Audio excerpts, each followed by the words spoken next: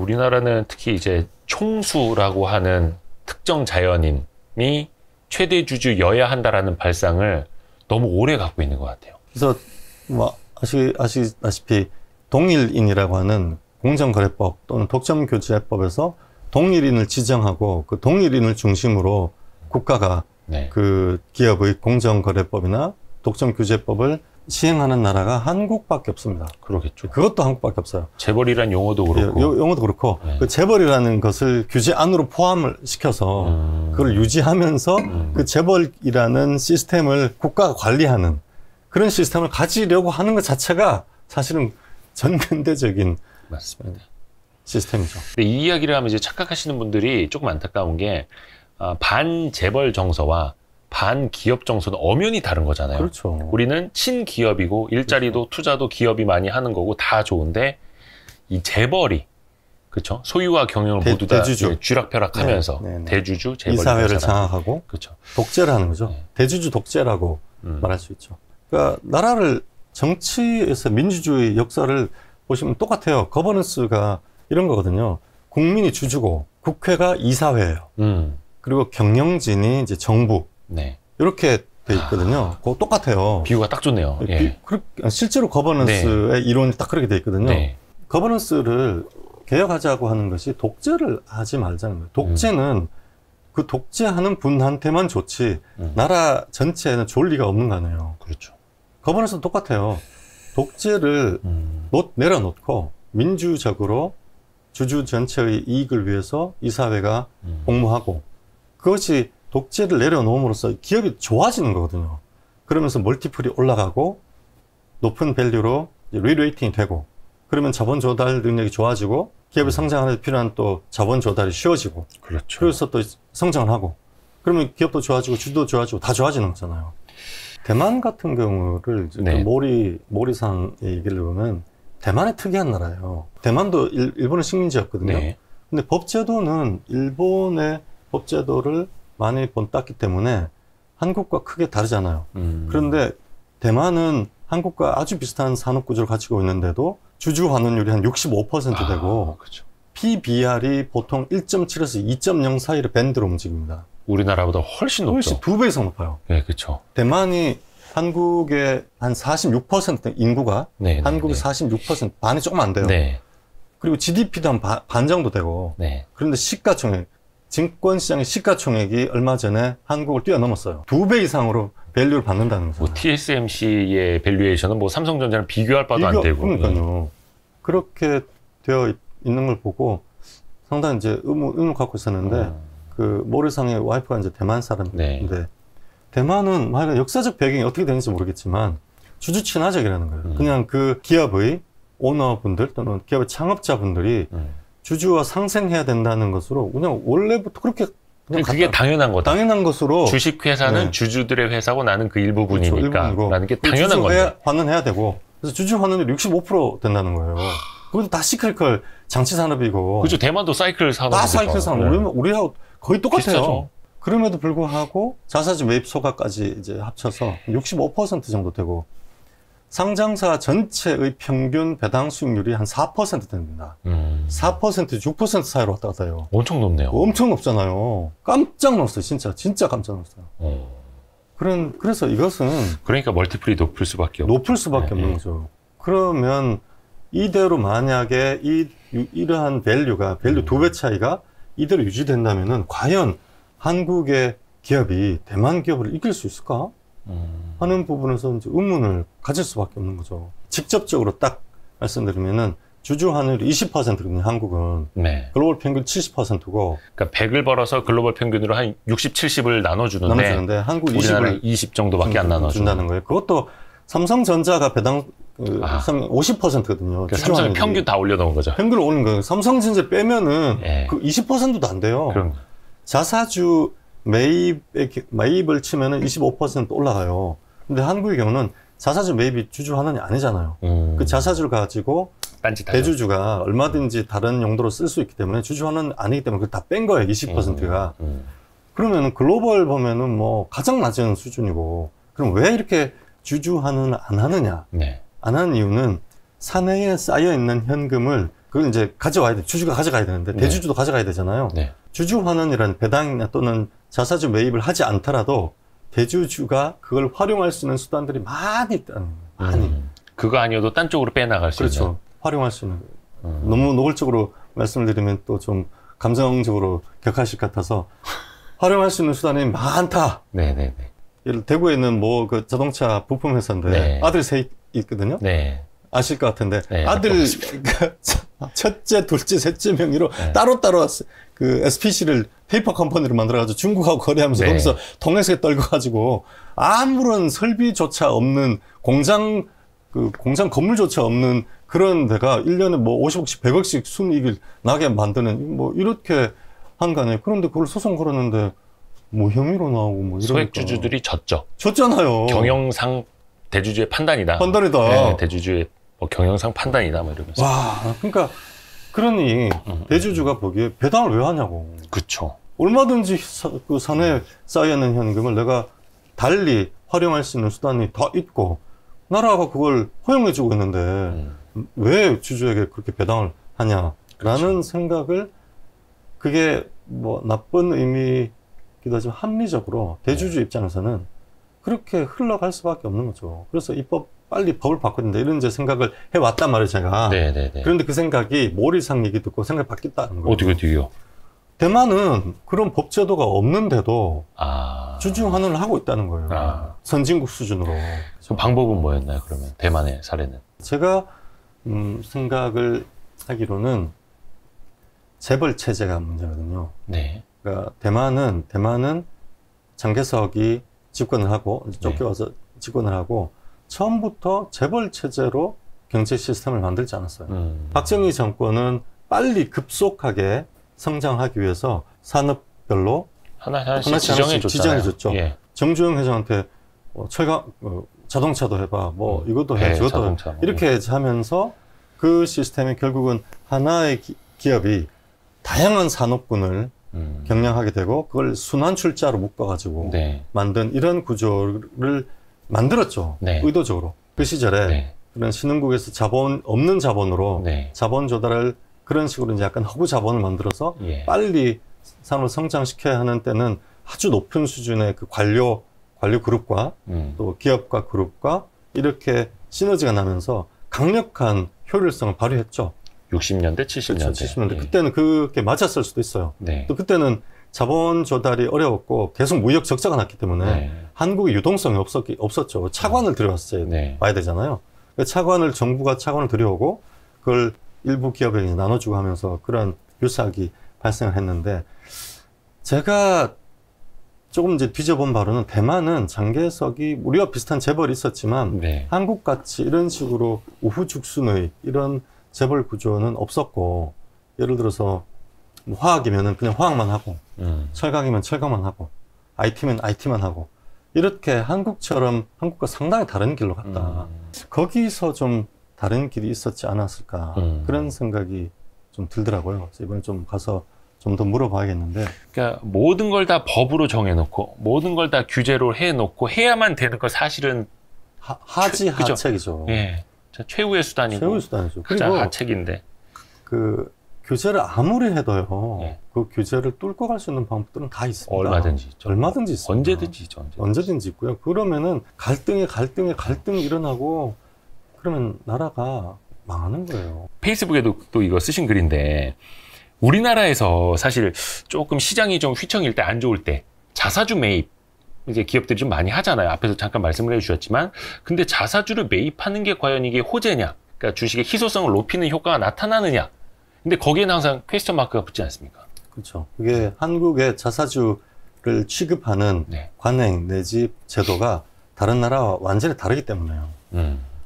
예를 들어서 자사주가 많은 기업의 경우에 한국 거래소 네. 회계에서 기록하는 거하고 외국에서 기록하는 게 다릅니다. 그러니까 블룸버그나 뭐 캐피탈 IQ 같은 데를 보면은 네. 예를 들어 이제 조광피혁 저희 포럼의 보드 멤버 중에 박영옥 회장님이 네. 저희 보드 멤버신데 네. 조광피혁 얘기를 많이 하시거든요. 힘들어하시죠, 조광피혁. 너무 힘들어하시거든요. 아니 본인이 최대 주주인데. 최대주 이번에 이제 차명 실명 전환하면서 최대주가 바뀌었거든요. 바뀌었어요. 그러니까 그 차명을 실명 전환한 거는 이제 조광피역의 현재 그 경영권을 갖고 있는 대주주 측 이현석 대표인가요? 예, 잘 모릅니다. 그쪽일 거예요. 그쪽이 얼마 전에 그러니까 박용욱 대표님 측이 일종의 손해배상 청구 소송 거니까 그거 보고 화들짝 놀라서 그렇죠. 저기 차명 주식 해놨던 거를 다시 실명 전환을 하면서 그렇죠. 기존 대주주 측의 지분율이 확 올라갔더라고요. 또. 그러니까요. 야, 그런 그거 것도 뭐 수사해야 되는 거 아닙니까 그거? 뭐 아마 법적 대응을 하실 것 같은데 참. 조광피역의 자사주가 한 46% 됩니다. 엄청 많죠. 엄청 많거든요. 그런데 네이버를 들어가 보시면 자사주 해서 46% 이렇게 돼 있어요. 그 기록이 돼 있단 말이에요. 네. 다른 나라에서는 자사주를 기록 안 해요. 왜냐하면 없는 주식이기 때문에. 아, 그러니까 외국은 한국을 제외한 다른 나라들은 자사주를 매입을 하잖아요. 네. 그러면 회계장부에서 즉 재무제표에서는 자본에서 차감해버려요. 자본의 항목에서 없애버려요. 자본은 줄어들죠. 그 자본은 줄어들고 시가총액도 당연히 줄어들어야 될 거 아니에요. 네. 총 발행 주식 수도 줄어들어요. 예를 들어서 100이라는 주식이 있었는데 10만큼을 매입을 하면은 외국 같은 경우는 90이 돼요. 네. 그래서 시가총액도 10만큼 줄어들고. 근데 반면 한 주당 가치는 10%가 또 올라가는 올라가죠. 효과가 생기고. 그래서 EPS가 증가합니다. 그렇죠. 그래서 자사주를 매입을 하면은 자본이 줄어들어서 PBR이 올라가고 네. ROE도 올라가고 EPS도 올라가면서 네. 그냥 그 자체로 EPS 성장의 효과가 나타나요. 그죠. 효과가 나타나. 그렇죠. 효과 나타나면은 그 다모다란 교수님의 네. 책에 보면은 PER은 네. 그 주주 환원율 또는 배당 성향 이렇게 해서 뭐 할인율 빼기 성장률 분의 위에는 뭐 ROE 이런 식으로 되어 있는 네. 네. 그 공식이 있어요. 네. 네. 근데 밑에 그 성장률이 앞에 마이너스가 붙어 있거든요. 네. 그래서 성장률이 올라가면은 분모가 확 줄어듭니다. 그래서 그걸 볼록성이라고 하거든요. 네. 그래서 분모에 앞에 마이너스가 붙어 있는 이 팩터, 파라미터가 엄청 중요합니다. 네. 그렇죠. 그게 성장률인데 그렇죠. 자사주를 매입을 하면은 EPS가 성장을 해요. 그래서 PER 공식에서 PER이 리레이팅 되는 폭이 굉장히 커집니다. 예를 들어서 그 해에 EPS가 그냥 사업적으로 10%가 늘어나는 경우가 있는데 그러면 네. PER이 10% 정도 늘어난다고 봤을 때 네. 자사주를 매입하면 그보다 훨씬 큰 그렇죠. 리레이팅 효과 생겨요. 그냥 사업만으로 10%씩 성장도 하고 자사주 매입 소각을 한 10%씩 하면 계속 한 20% 이상씩의 그렇죠. 성장이 나타나는 효과가 나타나면서 PER이 종전에는 PER 10배로 거래되다가 15배, 20배로 그렇죠. 이렇게 리레이팅이 됩니다. 그렇죠. 그래서 메리츠 금융지주가 계속 자사주 매입 소각을 일회적인 것이 아니구나 라는 시장 신뢰를 얻은 때부터 폭발적으로 주가가 올랐거든요. 리레이팅이 된 거죠. 그래서 매입을 했어요. 예. 근데 매입을 해가지고는 주가가 안 움직이니까 소각을 한 거예요. 하고 있죠. 소각을 한 번은 했어도 안 움직여. 두 번 하고 세 번 하니까 그때부터 주가가 이제 뛰기 시작한 거예요. 그때부터 시장이 믿은 거죠. 믿은 거죠. 진짜구나. PER 계산을 새로 한 거예요. 예. 옛날에 10배로 하다가 이렇게 총 주주 환원율이 90%거든요. 메리츠 금융지주는. 네. 그러니까 예전에는 뭐 40%, 50% 10배인데 만약에 90% 이렇게 90%를 넣어서 PER을 계산해봤더니 25배가 나오는 거예요. 위로 쏘는 거죠. 그래서 주가가 막 3배씩 되는데 그런데 한국은 그게 이제 외국이 그렇게 된단 말이에요. 네. 그래서 매입만 하면 다 그렇게 차감이 돼요. 그래서 리레이팅이 됩니다. 그래서 그 외국은 그런 거. 그렇죠. 외국은 매입을 한다고 하면은 그냥 바로 엑셀에 파일에 넣어가지고 PER 리레이팅해서 바로 그냥 주가를 올려버려요. 그냥 그렇게 그만큼의 주식 수를 지워버리니까. 근데 한국은 매입을 하면은 어떤 일이 생기냐면 회계장부에 재무제표에는 자본이 줄어듭니다. 자본만 줄죠. 자본만 줄어들어요. 네. 그러면 회계장부상으로는 ROE도 올라가요. 네. PBR도 올라가고. 회계장부상으로는. 네. 그런데 자본이 줄었으니까. 증권거래소에서 공시하는 시가총액과 총 발행 주식수는 변함이 없어요. 그대로죠. 그대로예요. 예. 그래서 시가총액도 그대로 유지가 돼요. 그러면 이제 괴리가 생겨요. 회계장부로 보면은 ROE가 올라가고 그런데 총 발행 주식수를 보면은 그대로야. 예.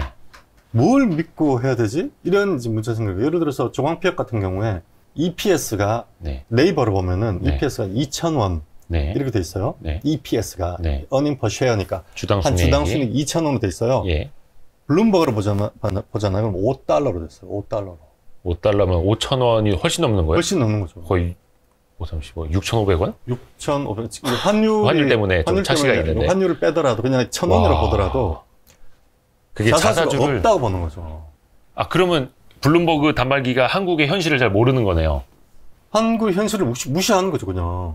한국이 어떤 식으로 뭐 발행 주식수를 하는지 나는 모르겠고 글로벌 스탠다드에 안 맞는 거죠. 그쵸. 와, 이거 진짜 웃픈 얘기네요, 이거는. 웃픈 얘기죠. 그래서 아이고. PER도 보면은 네이버로 보면 PER이 종합평이 뭐 요즘 좀 업황이 나빠지고 뭐 약간 경영 분쟁 있고 하면서 뭐 그래서 그런지 모르겠지만 주가가 계속 내리고 그러면서 PER이 한 20배 이상 되고 있어요. 그런데 블룸버그로 보면 PER이 10배로 돼 있어요.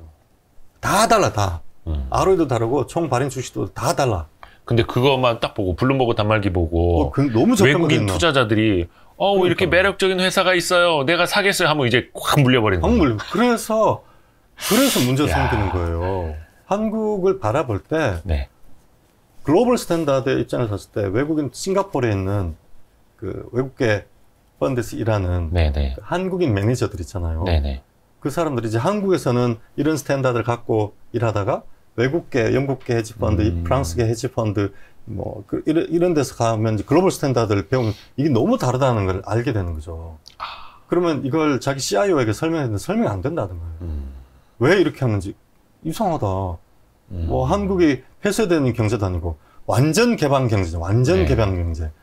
그 수출이 전체 GDP에 차지하는 비중이 뭐 60%가 넘는데 글로벌 스탠다드를 무시하는 게 말이 됩니까? 말이 안 되잖아요. 그런데 글로벌 스탠다드에서 봤을 때 이해가 안 되는. 그래서 자사주 문제가 심각하다. 그래서 한국은 자사주를 매입을 한다 그러면은 주가가 안 움직여. 오히려 거꾸로 빠질 때도 있어요. 맞아요. 예를 들어서 경영 분쟁이 돼요. 2대 주주가 뭐 주주 행동주의가 있어. 그래서 주가가 좀 오른단 말이에요. 주가가 한 50% 올랐어. 근데 자사주 매입 공시를 하면은 그 자사주가 경영은 방어 목적으로 쓸 거거든. 그럼 주가 오히려 내려요. 그러니까 황당한 일이 나죠. 대주주 지분율이 적을 때는 자사주를 회사 돈으로 사는 거니까 회사 돈으로 많이 사서 자기랑 친한 회사랑 바꾸죠. 그렇죠. 백기사 교환을 자사끼리 이렇게 교환을 하면 의결권이 이제 살아나니까. 원래 자사주는 의결권이 없습니다, 여러분. 근데 바꾸면은 저쪽 회사가 대신 의결권 행사해 줄 수 있으니까 백기사가 되고 그래서 최대 주주 지분율이 10% 20%밖에 안 돼도 뭐 자사주 한 20-30% 있는 걸로 다 방어를 할 수가 있고. 방어가 되는 거죠. 외국에서는 그러한 자사주를 이용한 경영 방안은 상상도 할 수 없는 일이거든요. 우리나라가 창의적인 나라라. 너무 이상하죠. 그래서 아까 이제 물어보셨지만 싱가포르에 있는 외국계 펀드가 한국에 대해서 굉장히 관심이 많고 싱가포르에 ESG에 배당되어 있는 펀드가 100조가 넘는다고 해요. 그리고 한국의 ESG의 1번 타겟이 한국, 2번이 일본 이렇게 돼 있어요. 너무 저평가됐으니까. 그것만 개선하면은 한국 증시 50% 오른다. 뭐 이거니까. 그럼 그냥 앉은 자리에서 그냥 2배가 주가가 리레이팅이 되니까. 우리나라가 잠재력이 있는 나라군요. 어마어마한 잠재력이 있습니다. 되게 긍정적이지 않습니까? 그리고 긍정적이 아니라 제가 싱가포르 가서 한국을 정말 완전히 달리 봤는데 요 얘기부터 드릴게요. 한국이 우리나라 5,000년 역사상 다른 나라를 침략한 역사가 없잖아요. 그런데 생각이 완전히 바뀌었어요. 그게 뭐 힘이 없는 평화를 사랑하는 민족이어서 백이 민족이어서 그렇다고들 많이들 배워왔잖아요. 그게 아니고 다른 나라보다 한국이 이 한반도가 훨씬 살기 좋은 땅이어서 그런 거야. 그걸 이번에 알았어요. 왜냐하면 온대 지방에 안 나는 작물 없이 다 나고 벼농사가 되고 벼농사가 되는 데가 별로 없는데 일단 벼농사가 되고 물이 맑아요. 전 세계에 그냥 냇물을 마음대로 떠서 먹을 수 있는 나라가 몇 나라 없어요. 그래서 한국이란 요 한반도가 잠재력이 진짜 어마어마한 나라다. 그래서 뭐 거버넌스 진짜 지배구조 거버넌스 이 부분만 리레이팅이 되고 정상화되면은 글로벌 스탠다드를 따라갈 수만 있다면 진짜 어마어마한 위대한 나라가 되겠구나. 그리고 싱가포르 가서 정말 확실히 깨달았어요.